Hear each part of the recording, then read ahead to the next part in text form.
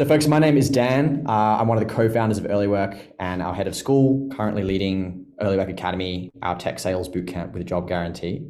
I'm super excited for the event today. And I think it touches on a comment that a lot of folks starting out their career find pretty scary. And so we have brought three pretty incredible people together to help demystify a lot of, I think, the apprehension and confusion around cold calls, cold emails, cold outreach.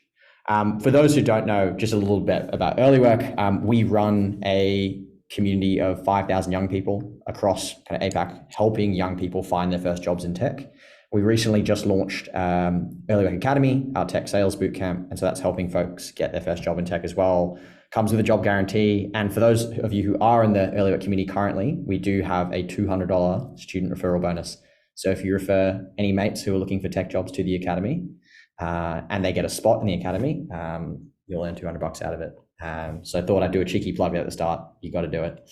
But look, enough about me, folks. I don't want to rant for too long because there's three people who are much more interesting and much more talented than me in the skill of cold outreach. I might kick off with Hannah. I'd love for you to tell the folks here a little bit about your current role and or most recent role, and then how you broke into the world of sales.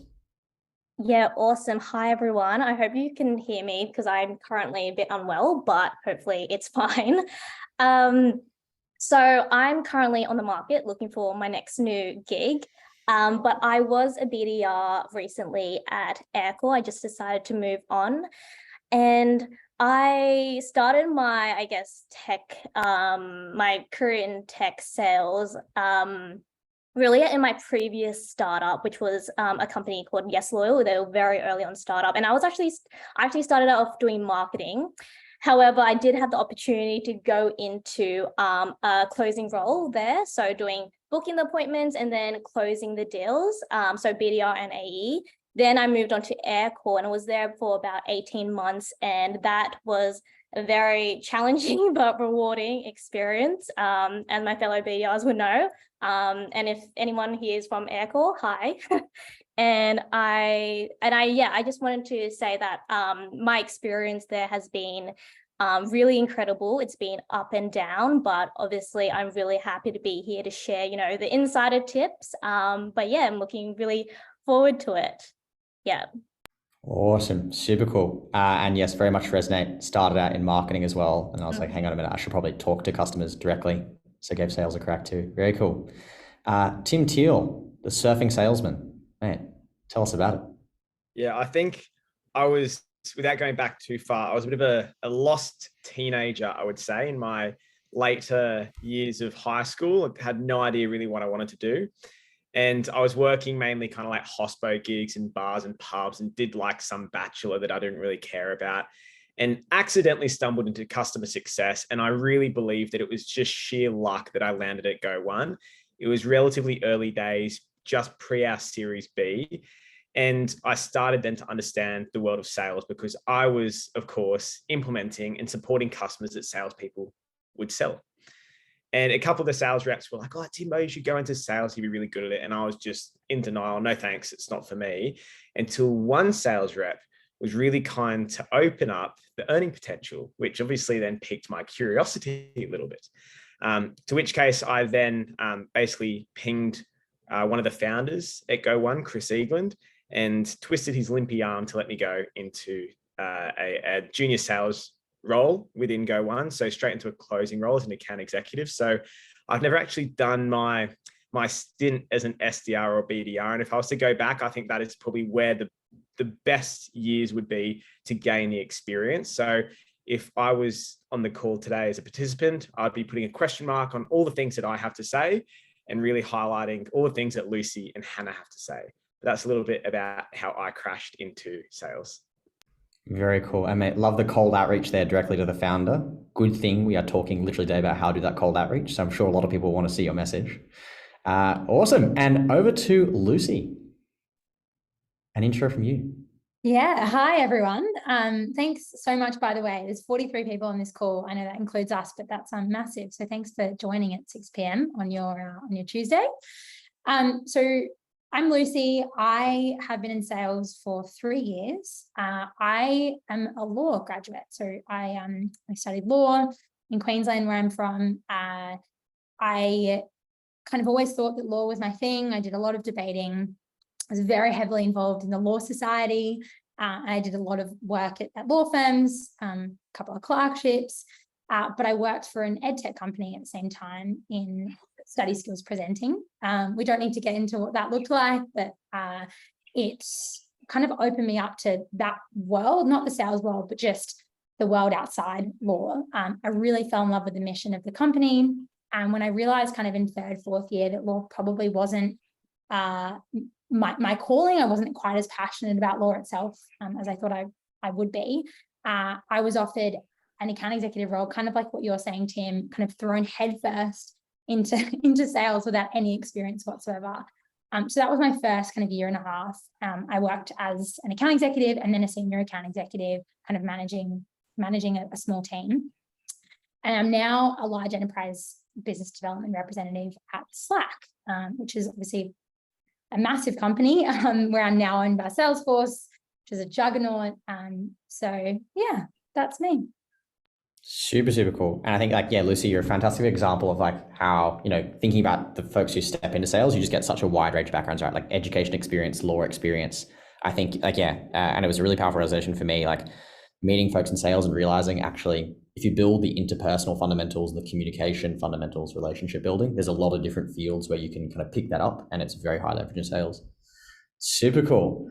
Folks, what we're going to start by diving into, and really a big theme around, today's kind of topic around creating conversations, is kind of this thing that a lot of people are scared of around cold outreach. And I think for folks on the call, I know some of you I see are already sales reps, some are looking to break into sales. We've got founders here as well. So a good range of people. And I really do think cold outreach, learning to confidently reach out to someone you don't know to ask for something or to sell something, is such a powerful skill to build. But when I talk to sales managers, the thing I always hear is Gen Z is afraid of the phones. Everyone's afraid to reach out cold these days. And yeah, I suppose Tim, Hannah, and Lucy, you've probably all had a ton of experience with this now. I'd love to get your thoughts on the number one mistake you see folks make when they first start with cold outreach. Anyone want to take a first stab at it? I've got myself off mute already, so yes. Thank you, Lucy. I can start. I think there's a few things, but I'll start with the 4 that I've kind of written down. Did do a bit of prep for this. The first one is email length, and I think that can then be translated for sure into length of a phone call. Typically too long. Customers stop reading. I think it's after 4 to 7 seconds. The stats there are a little hazy, but what we're saying is people stop reading if you don't hit them with the meaty stuff straight away, and you keep it really succinct. The second thing is structure. So it's definitely important to keep your emails or your calls punchy for sure, but longer emails can actually be really effective if they contain kind of the right stuff.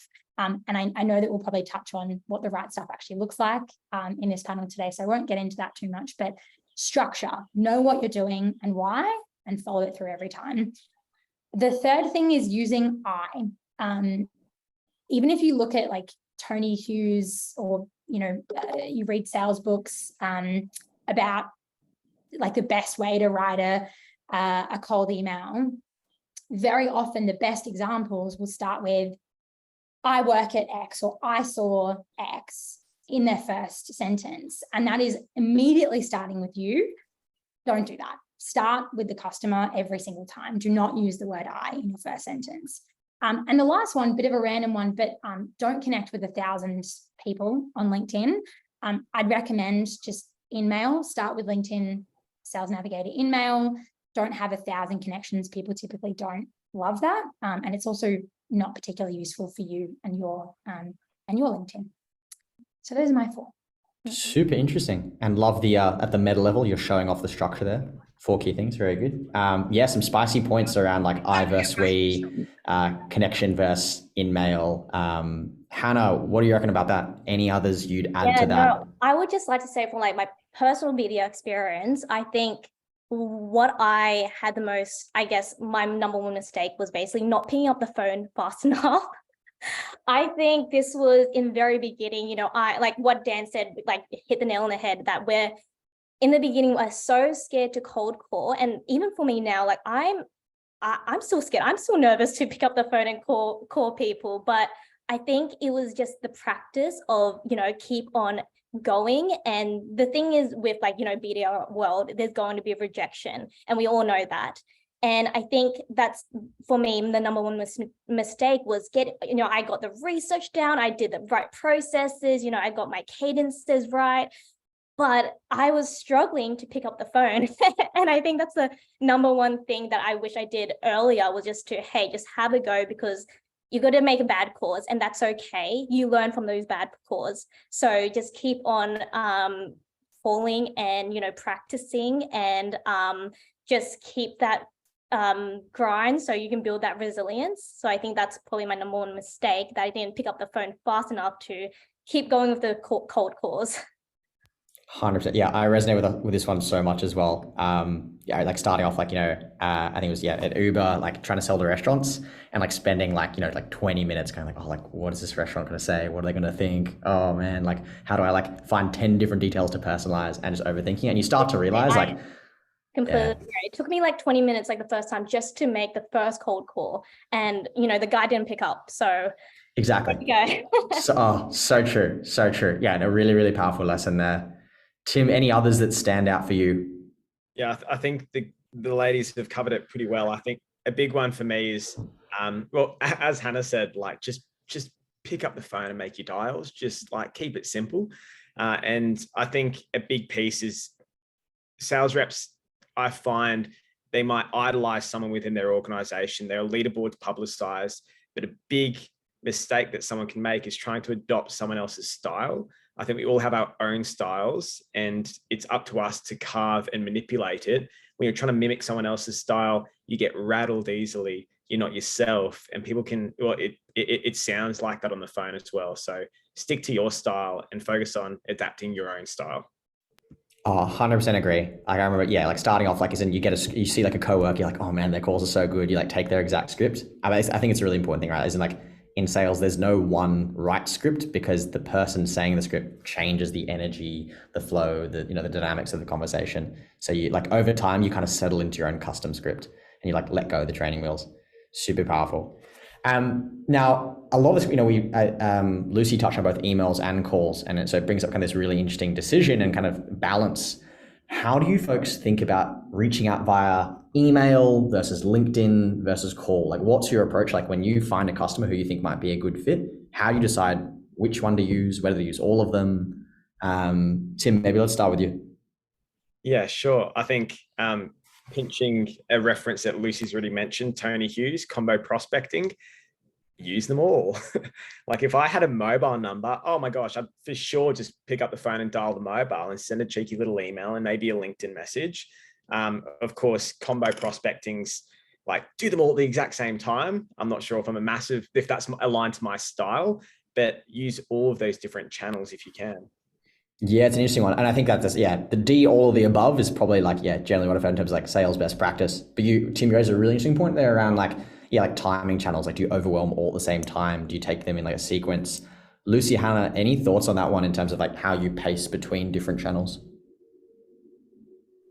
Yeah, I would definitely say for like myself, I do, I think as BDRs, we have like some, cadences tools where we can put like, one day we do calls, one day we do emails, one day we do LinkedIn, like, or you may have a call cadence, an email cadence. For me, I personally believe that like Tim and Lucy did say, cover before, that you definitely need all these different channels to succeed in outbound.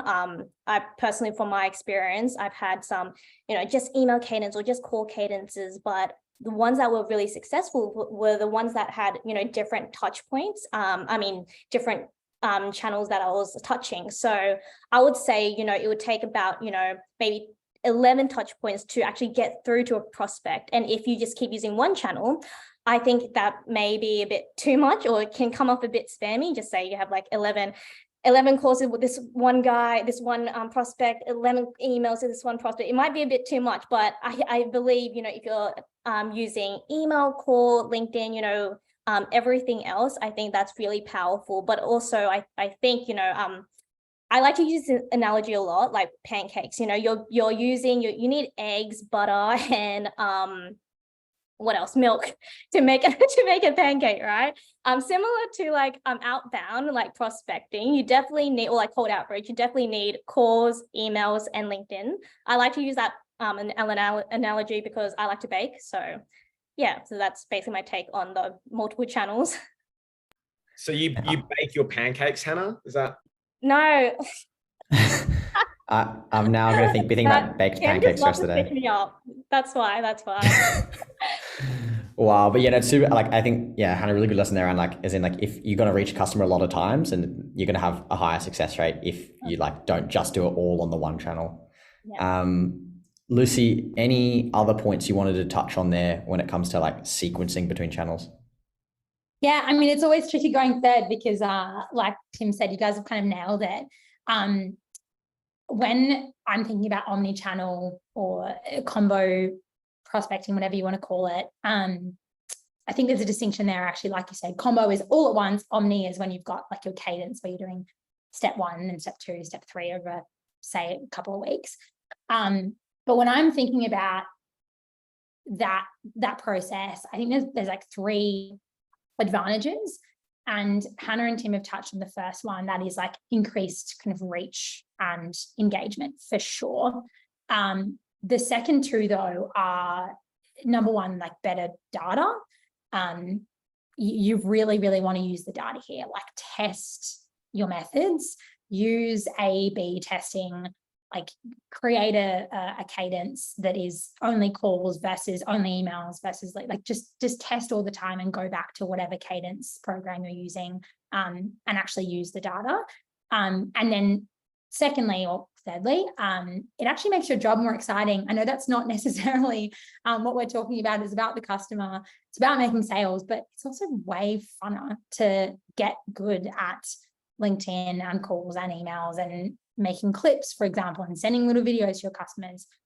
So yeah, I think those are the other 2 kind of benefits I wanted to add. Yeah, nice. And really love, the mention of video is super powerful. I've definitely started to see that a lot more, like really good sales reps, they'll like have like a loom or something like that they just like chuck in. Like when someone's getting like 100 emails and all of a sudden someone sends in like a custom video, like that's like oh shit, okay, we've leveled up. That's like the 4D chess move. So loving more of that tactic. We might now hop into some of the nitty gritty, some of the details, because I think, you guys have given some great like broad lessons around approaching sales so far. I'd love to get a stronger sense of, when you folks specifically think about like structuring a great cold email, like the first email that you send to a prospect, how do you think about structuring that and what does that look like? Hannah, let's start with you maybe. Yes, so I would say shorter is better. The structure that I typically go with is keep it short, keep it simple. Subject line below 5 words. The body, I usually start with hi or hey. Keep it more casual, not dear person. I actually always like to add a gift or a video also.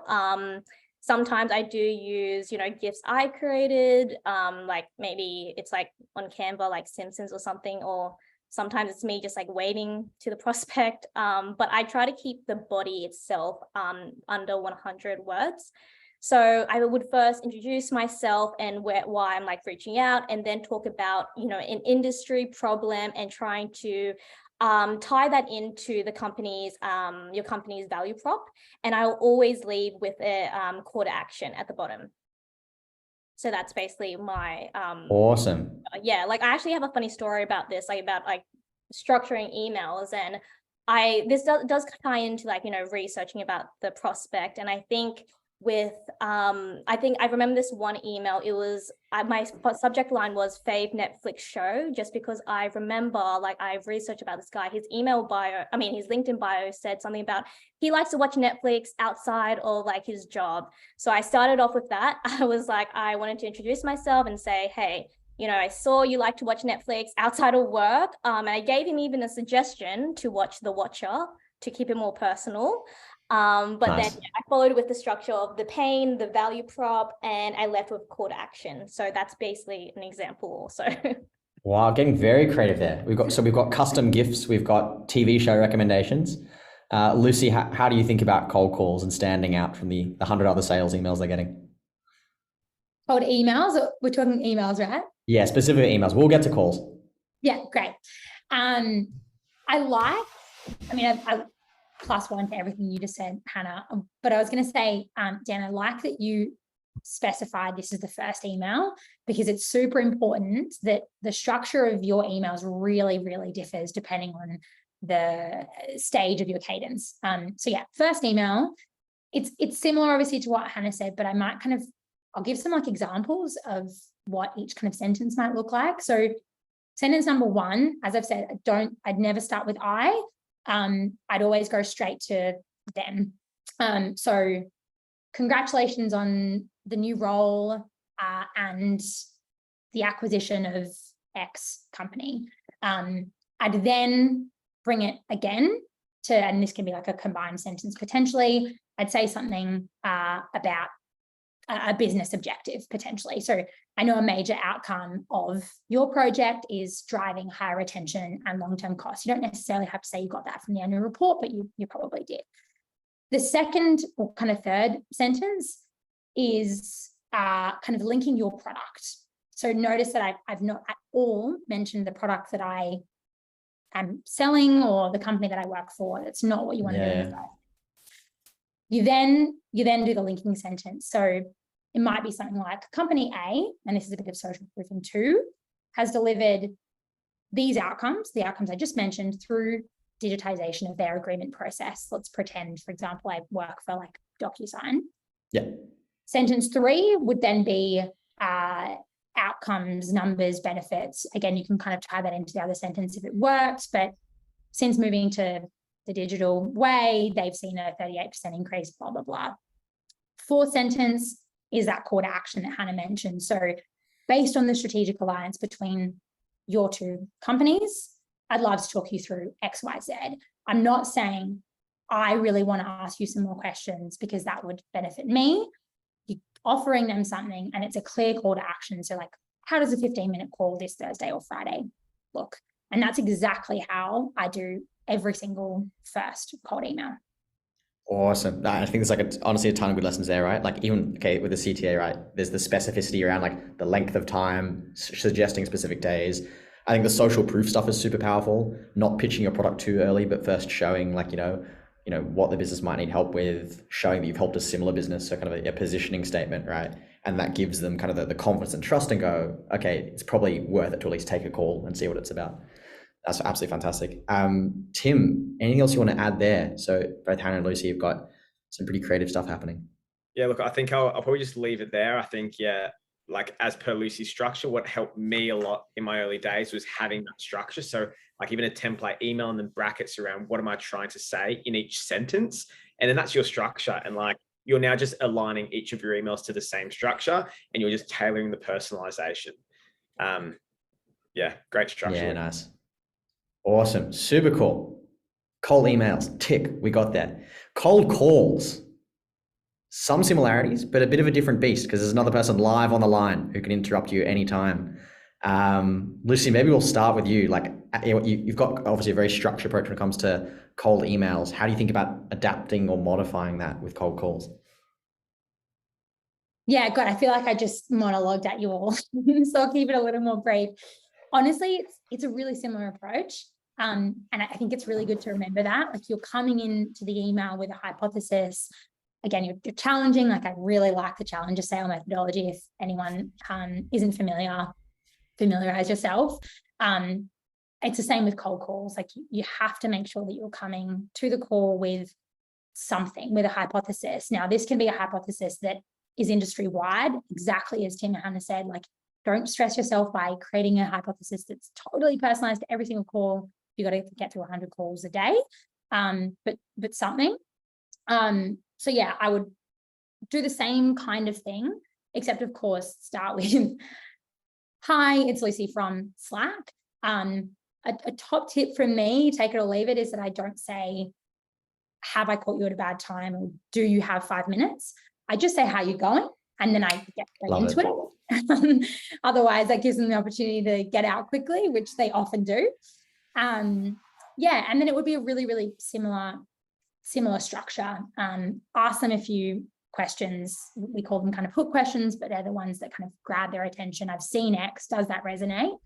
But there's a couple of like kind of tips I wanted to mention on this point. Voicemails. Don't be scared to leave a voicemail. Like Hannah just said, people don't answer. So leave a voicemail and leave a bit of mystery in the voicemail too. So don't say what you're doing. Just say like, it's Lucy from Slack, give me a call back. And then objections, like how did you get my number? Just say it's from LinkedIn, or say it's on your file.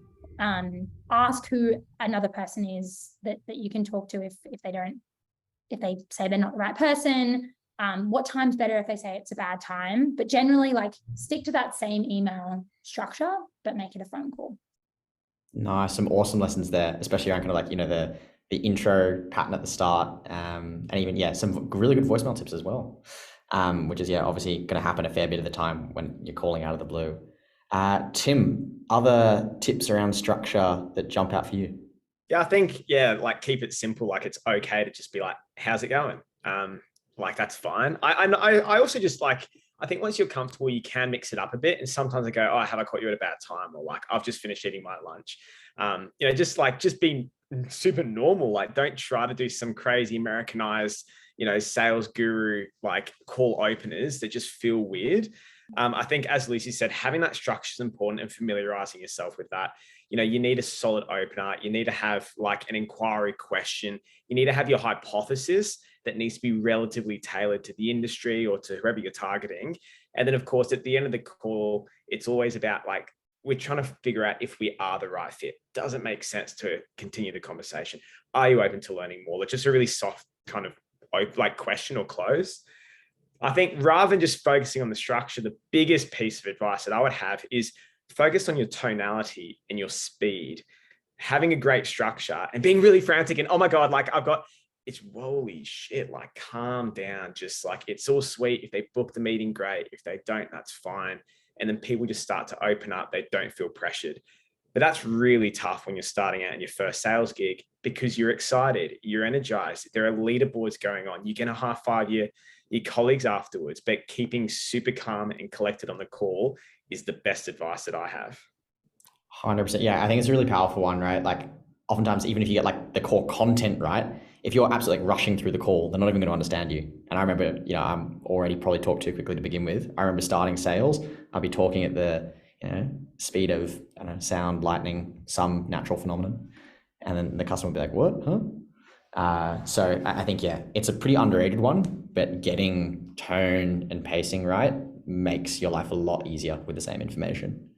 Hannah, any final tips from you on call structure? Those were really great tips from like Tim and Lucy. And I think for me, like what Tim said, it's just about tone. Man, I could relate with that 100%. I started off, this was my first sales gig really at Aircall, and I could, like, we had Gong, right, and we could listen to our calls. And I remember from 1 year ago, I was like, hi, it's Hannah. Well, even when like I was booking a demo, I was so excited just to book a demo. I was just jumpy and excited, and just you could hear in my tone, until I realized, hey, I really need to change my tone, because that's the only thing they're going to like hear. They're not seeing your face on the cold call; they're only hearing your tones.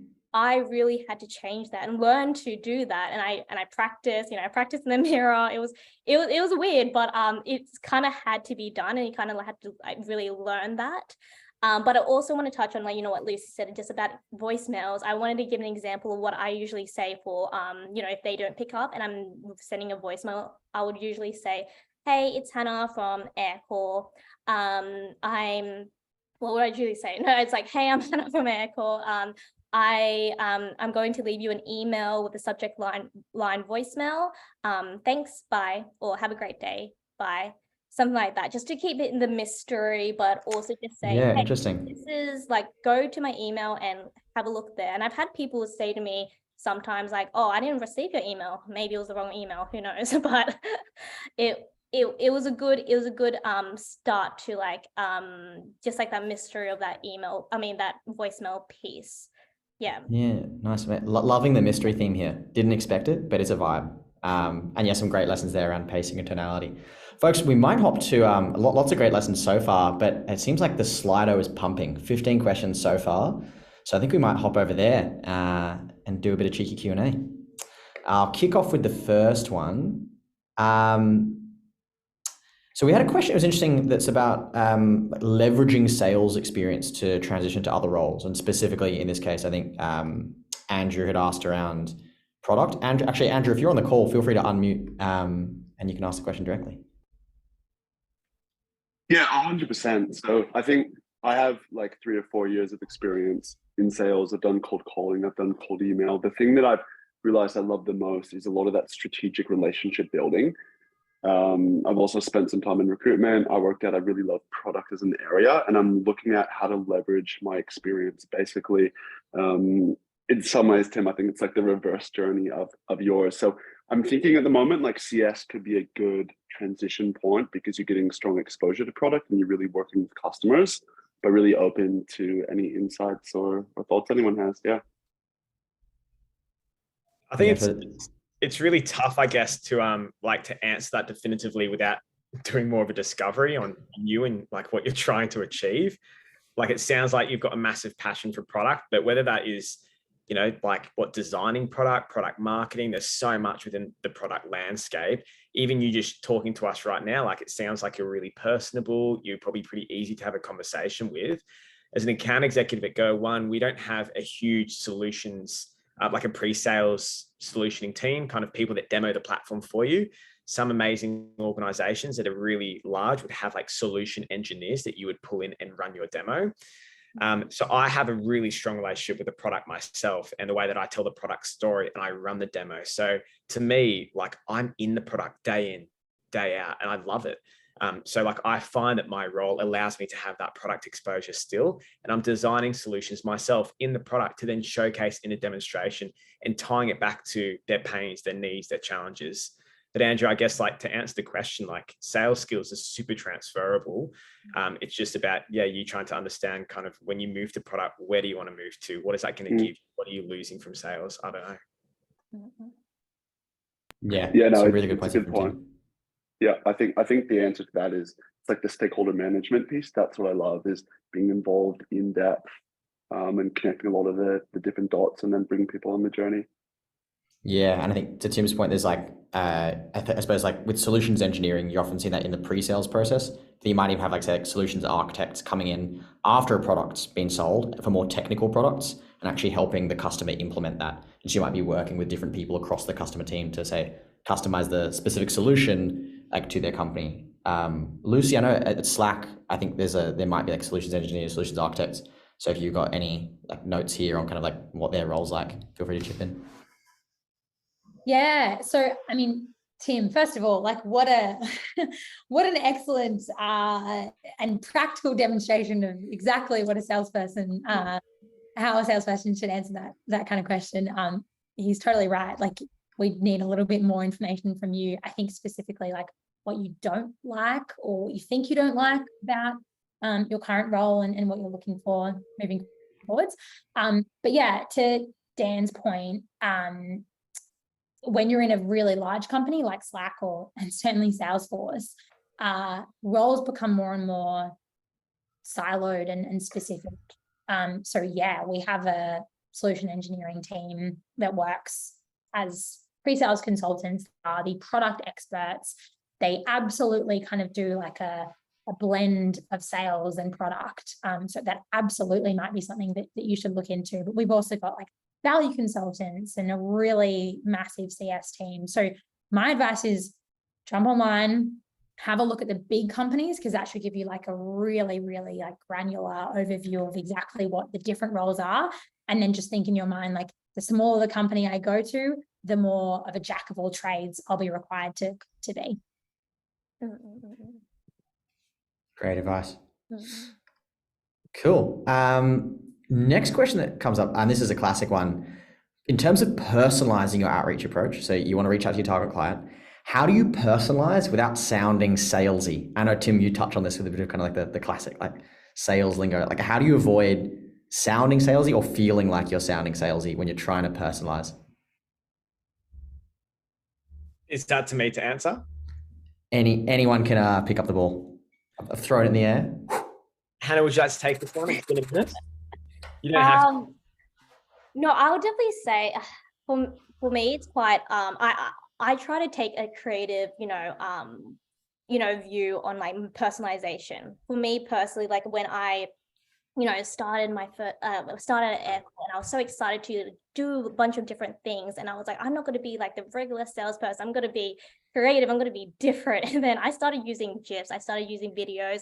I started using all these different bunch of things, just to get someone's attention that doesn't come off as salesy. And that can come about a bit hard at first because you're just trying to, get your foot like off the ground really. But I just try to take more of a creative approach rather than, just stuck in like, oh, this is the way, this is the traditional ways, because like now, salespeople, saleswomen, men, like we're all doing our own thing. We're all different. We're all evolving. And I just feel like in sales, it's really trial and error also. So you're just going to be creative. If it doesn't work, try again. So that's what I would really say on personalization. That really answers somewhat of the question. Yeah, I think that's some super powerful stuff there. I think a lot of it, like, creativity, like the more effort and thought you put into like, how do I make it specific to this person? How can I stand out? The less salesy it is. Like, I think the most salesy thing you can do, and it ties to something Lucy said earlier, is like send the exact same message to 1,000 people. Like that's the definition of like kind of like probably like the old school salesy approach you want to avoid. But I think in B2B SaaS especially, the sales approaches evolve, become a lot more relationship oriented and a lot more personalized. But Lucy or Tim, if there are other points you want to add there about making it less salesy, feel free to chime in. I think the only thing I would add is you are a salesperson. Like that is our job. And sales does have, I think, Dan, like you even said this in your LinkedIn post about this event, like it has negative connotations sometimes. And if you're a salesperson that's coming with a solution that is going to solve a business problem, sometimes a problem they don't even know they have, if you're able to come in as an expert and as a teacher, like who cares if you come across like a bit of a salesperson? I know that doesn't really answer your question, but I suppose what I'm trying to say is like, if you've made the effort to make it personalized, so show a bit of humanness and show that you're not doing a bulk outreach. And then secondly, you've come in with a hypothesis that applies to them and to their business objectives, things that are important to them. If you sound like a salesperson, that's because you are one. Yeah, Lucy, very good pushback. And I think it's like a super powerful one, right? And I absolutely love the point you made, where at the end of the day, like, you are selling something that in theory is going to, earn this customer money, save them time, improve their, customer or employee experience. Like, you have a product that can very much deliver something that is real and helpful to them. If you don't think that's the case, then you probably shouldn't be selling to that customer in the first place. So absolutely love that. Cool. Next question. How do you follow up on a warm prospect without sounding too needy? Because we mentioned like, you've got to have all these touch points with the customer. Hannah, I know you discussed this. I think it was like, is it 11 or 13, usually a prime number, somewhere between 10 and 20. How do you folks think about this one? And anyone feel free to pick it up. I think it's kind of tough where when you're following up, like, is it trying and close like a first meeting for an AE? Are you trying to I need to chase that right now for a contract to be signed? That's what I thought that phone call was at the very start. So like following up's really tough, but you can be super creative. I think it's always around like, not following up for the sake of following up. Sometimes that may be applicable, but like just adding value where you can. 2 examples of where I've recently followed up with active customers. So like they're in an active sales cycle is I've just relocated to the Gold Coast and I was driving to Brisbane for work, and there was this massive billboard and it was an advertisement of the company that I was prospecting to. And I safely, calmly pulled over on the M1 and took a selfie at the billboard. And it was like an email on the spot. And I even think I had my email like sent from Outlook. I was like, oh, that just sounds like it's real. And then just said, check this out, saw it on the M1, wicked marketing. And like, that's it. So it's like a little, just a gentle nudge, like, hey, I haven't forgotten about you. Same again, like really active with, actually not even active, an account that I've been nurturing for probably 3 years. Big Sunnies brand. And I went into the office and someone's like, oh, what Sunnies are you wearing? And I was like, oh, it's this brand. And then someone was like, oh, I've got them. It's like 4 or 5 people in the office of the same brand. I'm like, come on, let's go to the front. Let's take a photo in front of the sign. We're all wearing the Sunnies. And it looks like pretty trashy and corny. But again, I'm not trying to book a meeting. I'm just, I don't know, just trying to be real, trying to be human. And I always get a really good reply with that. And that reply might not be, great, Tim, let's book a meeting. It's more of a like that is pretty funny. And hey, when they come around to buy, you're top of mind. And I think when you're trying to follow up, you're just trying to stay top of mind. So like add value, be creative in the way you do that. Sometimes it's not as easy as pulling over and taking a photo. You've got to be a bit creative and think about it. Oh, awesome stuff. We've got a fair few questions still, and I want to try and help as many of you in the audience as we can, but great answers so far. Actually, really interesting question from Shirley around rejection and pressure. Shirley, if you're on the call, feel free to unmute and ask directly. So my question is basically, how do you kind of, I guess, deal with the day-to-day stress of having to not only like hit your KPIs in the role, and how do you guys like get over like a bad quarter, for instance? Tough question. Yeah, I was going to say. Yeah. So pressure, rejection. Clearly, we're targets. all terrible at it. Yeah. I mean, I think there's a few things. The first is compartmentalize. Like you really, really need to, if and when you accept a sales role, understand that KPIs are going to be referred to all the time. They're a massive key part of your role. And you'll therefore need to set up strategies to separate your work and your personal life. Like you are not your work, or at least that's how I like to look at it. So know the days, for example, that you're going to be working until 5:30 and then clock off. Really ride those wins, but maintain kind of consistency where you can. Talk to the people around you. Like every single other salesperson has gone through the same thing. I feel like I had another one, but I might just stop there because I'm sure that Hannah and Tim have other tips. No, definitely can relate with you, Shirley. I think we all can relate just about the stress, about the rejection. I think, joining, if you're a new, salesperson, joining the sales, but it can be quite intimidating to, have this rejection like constantly, but also to deal with the high stress and high pressure. But just like Lucy said, like you definitely have to, or what I had to do is basically learn how to like separate, work and personal. Also, just probably the biggest advice would be like, just don't take it personally. Don't take any bad calls personally, move on to the next one. I'm sure we've all had millions of bad calls, and I've had people tell me on the phone, you're bad at sales, you should quit sales. and that's not nice to hear, but I think it definitely, I built up that, resilience in me, and that fire of like, hey, I'm going to prove this person wrong. I'm going to keep on going. But probably the best advice is, like at the end of the day, it's, the people that you're going to call, they're not, they can't see you. They don't know you at the end of the day. So, don't let it get so personally to you, because at the end of the day, you're a fighter and you can keep on going. 100%. I remember even like when I used to work at Uber Eats in sales, I remember calling up one restaurant who I didn't realize like there were no notes on the Salesforce, but they'd apparently been called like a couple months back, and there was like a very hard no, don't call us again. But the person the other salesperson never left a note. I remember them telling me like, you need to get a new job. Like what you're doing is awful, blah, blah, blah, blah. And I was like, damn, this is rough. But I think, Hannah, to your point, exactly right. Like, this person, number one, doesn't really know who you are. Number two, when you're calling up someone out of the blue, it's understandable that, some people might at that point be really busy. They might be going through a lot of stress and pressure themselves. They've got like their own working life. So I think there's also the kind of a lesson just in empathy there, where it's like, sometimes people might have a response that's like a bit rougher. or a bit more curt, and you just got to kind of remind yourself, it is a numbers game. And so, you will have some calls that perhaps don't end the exact way you want. But if you're iterating and improving and reflecting on your calls, like in the long run, you'll get to better and better outcomes. Yeah. Cool. Ellis, you've got 2 questions. I'll pick on you for one of them if you're still on the call. I see a question about ChatGPT, just because it's thematic and vibey. Let's crack that one open.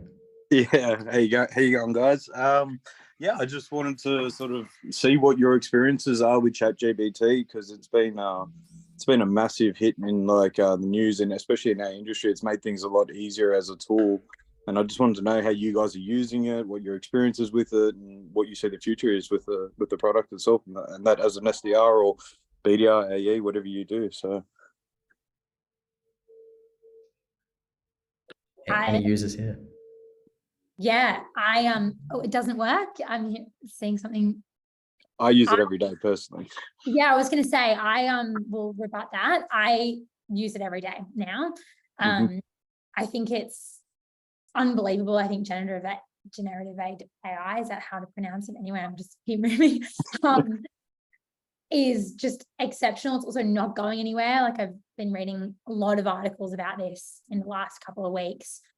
One from a guy a journalist at the New York Times, who was talking about like all the points in his life where he felt like a real wow moment, a real like this is massive moment because of the change that technology has had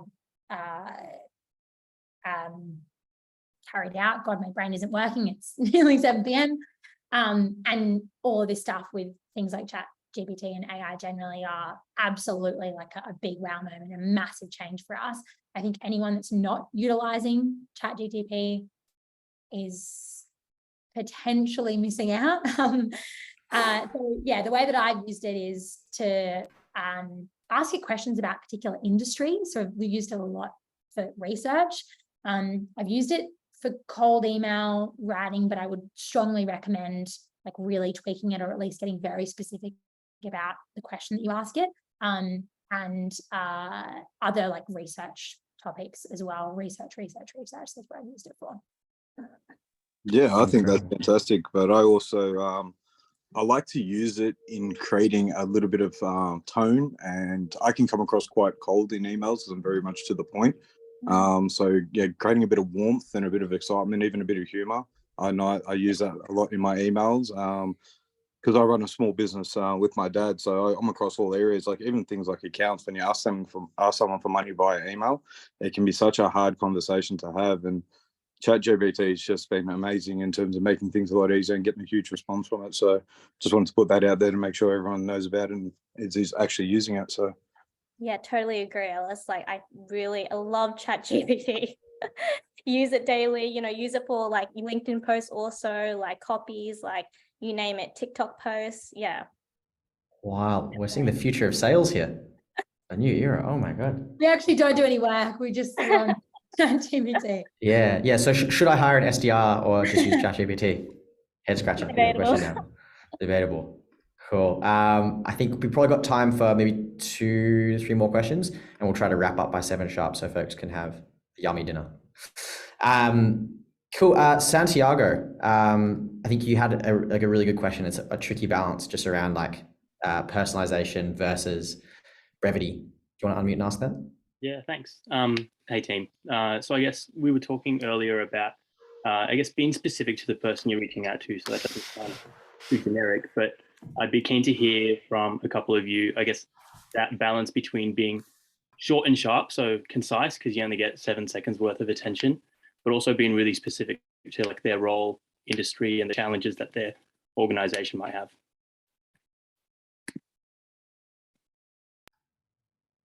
I guess it sounds as though like Okta, I would make an assumption that like your ICP is like probably a highly educated IT manager. I'm not fully sure around that, but yeah, pretty close. I guess you could probably make some, with relative certainty, some assumptions on kind of their character, their style, and in my experience, like incredibly informative, straight to the point. So I think it's about adjusting to your audience. For me, I'm selling to kind of senior HR leaders. So and again, I would customize my tonality. I guess for me, if I was selling to an IT manager, I would want to know that, like, I would want to know my shit. Like, I'd want to understand what Okta is, when it's great to be implemented in an organization, all the competitors in the space. But like, even understand like the underlying infrastructure, the security, because that's probably what they're thinking of. In regards to like brevity and tonality, again, super tough. It's all like hyper subjective to who you're talking to, the product that you're selling, and your hypothesis. But again, like, and as Lucy said, using those structures are transferable, creating them so they're concise, but you're still creating validity or credibility through like, tactical name dropping.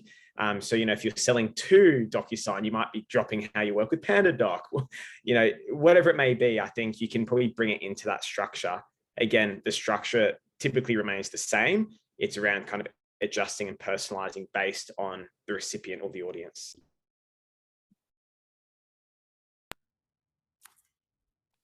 Cool. Very solid answer. Thanks, Tim. All righty. We've now got one. I think we've talked a lot about like kind of like sales tactics and the sales role. I think taking a step back, it's a good question here, just like more broadly around sales career. I know you folks are kind of all like different stages. It'd be interesting to think about like, how long, for an SDR coming into, say, tech company today, how long do you wait as an SDR to have the kind of career progression or promotion chat with your manager to step up into that next level, say to that AE role? Lucy, do you want to maybe start with this one? Because I know you've probably started at Slack and then moved a little bit up. Yeah. Look, it's going to be pretty dependent on the company. Some companies are actually quite rigid with this. They'll have it like in their company policy, 18 months minimum.